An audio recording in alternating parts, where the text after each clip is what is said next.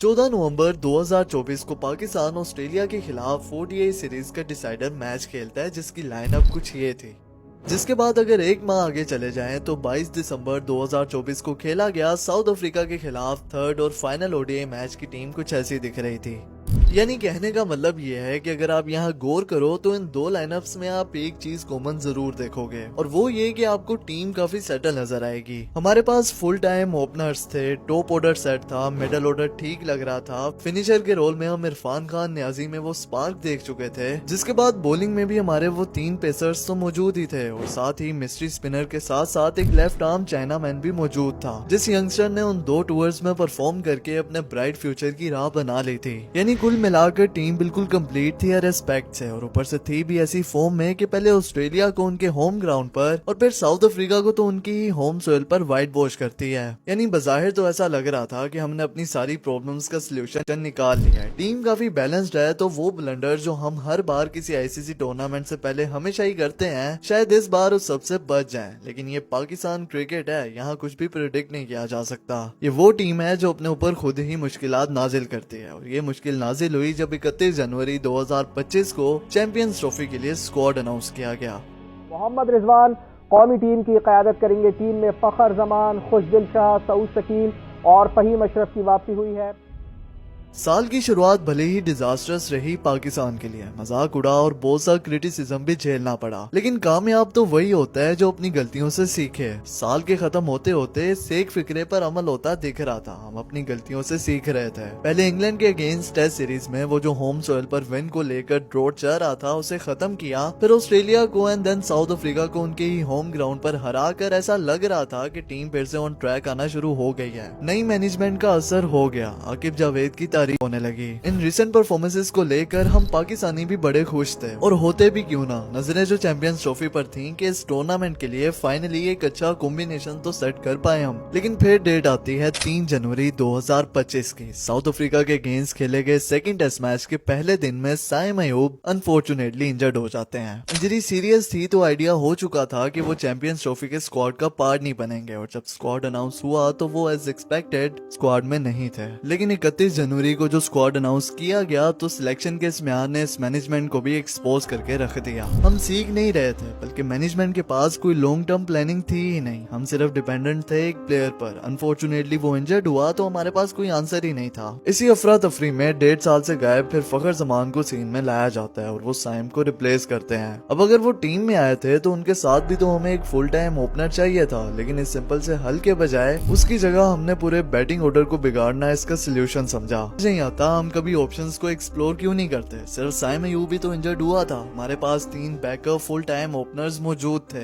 एक अगर उनमें इन फॉर्म था भी तो इमामुल हक और शान मसूद की ऑप्शन तो मौजूद थी ना। एक की वनडे में 50 के करीब एवरेज है और दूसरा लिस्ट ए में 50 की एवरेज के साथ खेलता है, लेकिन दोनों को ही कंसिडर नहीं किया गया। क्या हमारी स्ट्रेटजीज इतनी वीक हैं कि अगर कोई प्लेयर इंजर्ड हो भी जाता है तो हम उसे रिप्लेस ही नहीं कर सकते, या बुखलाहट में आकर हम पूरी टीम के कॉम्बिनेशन का ही सत्यानाश कर देंगे। एंड आई डोंट नो किस बेसिस पर सिलेक्शन हुई है, और मेरी तरह यकीनन हर पाकिस्तानी का भी यही सवाल होगा। बीपीएल के परफॉर्मर्स को टीम में लाया जा रहा है, आउट ऑफ पोजीशन प्लेयर से टीम भरी हुई है। वो स्पिनर जो पिछले दोनों टूर्स में आपको परफॉर्म करके देता है, उसे ये कहकर सिलेक्ट नहीं किया जाता कि इसमें इंटरनेशनल क्रिकेट खेलने वाला कॉन्फिडेंस ही नहीं है। ये कोई बायलैटरल सीरीज तो नहीं हो रही जिसमें आप जिसको बुलाना चाहें उसे आप बुला लोगे, बल्कि इन्हीं 15 प्लेयर्स के साथ आपने पूरा टूर्नामेंट खेलना होता है। अब जानते थे कि स्क्वाड में जो आपने एक लौता ओपनर सिलेक्ट किया है वो भी फुली फिट नहीं है, जिसके बावजूद भी किसी बैकअप ओपनर की ऑप्शन नहीं रखी गई, और साथ ना ही कोई प्रॉपर लोअर ऑर्डर का बैट्समैन है। और ये वही पोजीशंस हैं जिसमें बैटिंग में हम सबसे ज्यादा मार खा रहे हैं। एक्चुअली कोई हार्ड हिटर तो हम बना ही नहीं सके जो हमें मैच फिनिश करके दे सके। पूरे स्क्वाड में सिर्फ खुशदिल शाह एज अ फिनिशर खेल रहे हैं, जो 3 साल टीम से बाहर रहने के बाद अब बीपीएल की परफॉर्मेंस की वजह से टीम का हिस्सा है। और इस मैनेजमेंट के फेलियर का आलम देखें कि वो प्लेयर्स जो स्ट्राइक रोटेशन वाले बैट्समैन हैं उनसे ये फिनिशिंग का रोल करवा रहे हैं। I don't know why Tayyab Tahir is constantly playing at number 6। 2 साल पहले वो बंदा इमर्जिंग एशिया कप में इंडिया के खिलाफ सेंचुरी स्कोर करता है नंबर 4 पर खेलकर, but now they are trying to make him play as a finisher. वो आपको यहाँ नहीं परफॉर्म करके देगा, और इसी तरह फिर हम एक और टैलेंट को वेस्ट कर देंगे। जबकि on the other hand Irfan Niazi, जिसमें ये इंटेंट दिखा था, जिसमें वो स्पार्क थी हिटिंग वाली, वो 2 सीरीज खेलने के बाद टीम से बाहर है। और मैनेजमेंट के फेलियर पर क्या बात करनी जिनके पास दौरान गेम कोई गेम प्लान नहीं था। अगर होता तो श्योरली फखर जमान अभी इंजर्ड ना होते।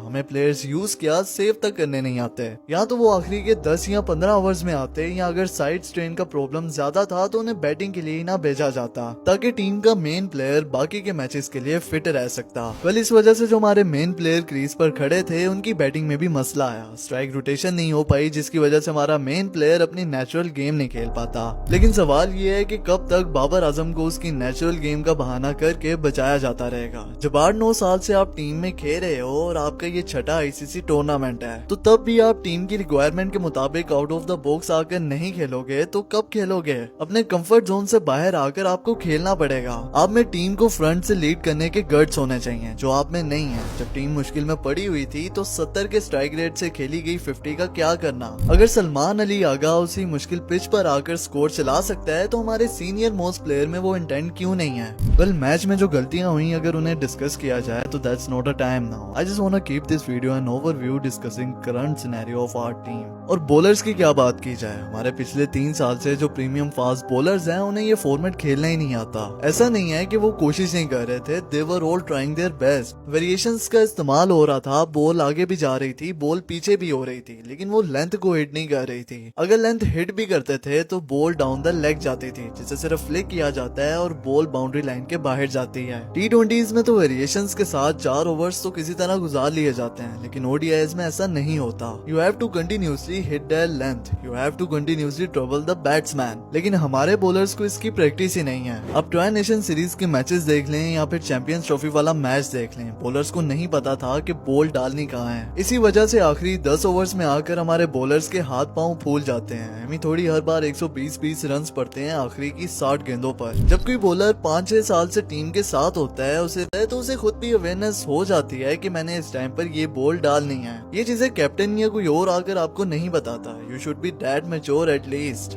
बैटिंग तो आपकी खराब थी ही, लेकिन साथ ही बॉलिंग के उससे भी बुरे हालात हैं। बैटिंग तो आपको एक आध मैच जितवा देगी, बट बॉलिंग आपको टूर्नामेंट जितवा कर देती है। लास्ट 10 ओवर्स में जो हर मैच में बॉलर्स की पिटाई होती है और जो 40 से 50 रन एक्स्ट्रा जाते हैं, they are costing us a match. हम मिडिल के ओवर्स में ब्रेक थ्रू नहीं ले पाते, डेथ ओवर्स में रन्स को कंट्रोल नहीं कर सकते, तो इस सब के साथ how can we survive? Blunders करने में तो हम वैसे ही बहुत माहिर हैं और आगे इंडिया के खिलाफ मच एंटिसिपेटेड मैच आ रहा है और टीम पहले ही मुश्किलात में घिरी है, जिस पर एक और इजाफा फखर की इंजरी ने कर दिया है। और ऐसा कब नहीं हुआ जब भी कोई आईसीसी टूर्नामेंट सर पर हो और हमने ब्लंडर्स ना किए हों, जिसका ही नतीजा है कि हम एक बार फिर उसी सिचुएशन में आ गए हैं कि टीम के लिए दुआएं कर लो, ये उससे हार जाए हम उनसे जीत जाएं। लेकिन हर बार ऐसा थोड़ी होता है। You have to fight for your pride. उस जीत में बड़ा फर्क होता है जो डोमिनेट करके जीती जाती है, जब मंजिल पर पहुंचने के लिए आप किसी का सहारा नहीं लेते। वेल पाकिस्तानी फैंस क्या जाने ये फीलिंग, हम तो 92 का वर्ल्ड कप भी ऐसे ही जीते थे। Well always hope for the best. और अभी पाकिस्तान के लिए टूर्नामेंट ओवर नहीं हुआ है। Once again we are in now or never moment. Pakistan now really needs to play a fearless cricket. New Zealand के खिलाफ तो बिल्कुल भी जीतने का इंटेंट नजर नहीं आया था, लेकिन अब खोने के लिए कुछ भी नहीं है। तो Pakistan should play aggressive cricket. If India और बांग्लादेश से हम जीत जाते हैं then we have strong chance of qualification.